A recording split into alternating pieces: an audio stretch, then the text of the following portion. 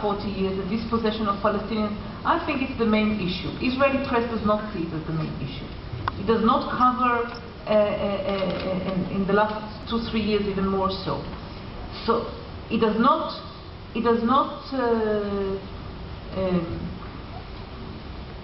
monitor power, and it does not explain to the Israeli readers why the next explosion will happen.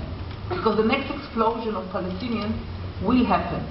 But the Israelis do not know. They only maybe know about the 5 nice restaurants in Ramallah, so they think everything is fine.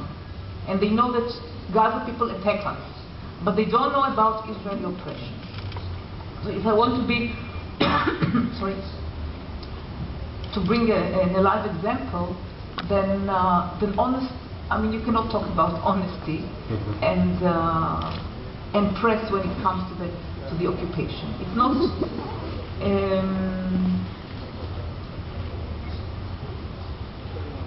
Look, I think accuracy, of course, it's a basis. Accuracy. And now when you ask about bloggers, and I think that bloggers do not understand in general how accuracy is important. I'll give you an example. During the first year of the Intifada, this Intifada, so when there was the wave of Israeli military invasions into Palestinian cities, there was one email, it's almost like a blog because it was sent all over. A young woman activist who was in Ramallah, and she described how it is under curfew, etc. I mean, and I was in Ramallah as well at that time. And she wrote that hundreds of corpses are lying in the streets. And this was disseminated all over. Hundreds of corpses. This is Ramallah. And I was shocked, I mean, because this causes so much harm, because afterwards, every 2 corpses will be very little when they discover this. So you are lying, you're just giving. And I immediately sent the person who had sent her blog or whatever, I sent him immediately a warning that, listen, this is, you don't know what you disseminate. And he says, oh, everything else is accurate. So only this is not accurate. So this is something that indeed, this accuracy indeed, I guess it's an obvious rule that we have. But this is a basic.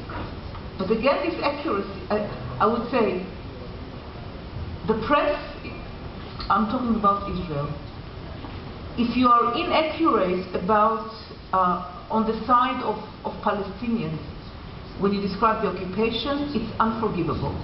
When you are inaccurate on the other side, that is, from the Israeli point of view, and you are inaccurate about Palestinian or about occupation, then this is fine. I'll give you an example again. A few weeks ago, one of my colleagues published a very important piece of news that the main negotiator on the part of the Palestinians, Abu Ala, joined the delegation to an Israeli colony, to an Israeli settlement, to show him how difficult it was to evacuate the settlement. Now this man is very much unloved, and for good reasons, among Palestinians. And he has been a negotiator with Abu Ala, he's been a negotiator for years already, and with no good result for the Palestinians. So to go to a settlement is a proof of how close he is to being a collaborator with the Israelis. He understands the Israeli point of view of the colonies. Now the next morning there is a correction, he's never been to the colony. I mean, this is a major mistake.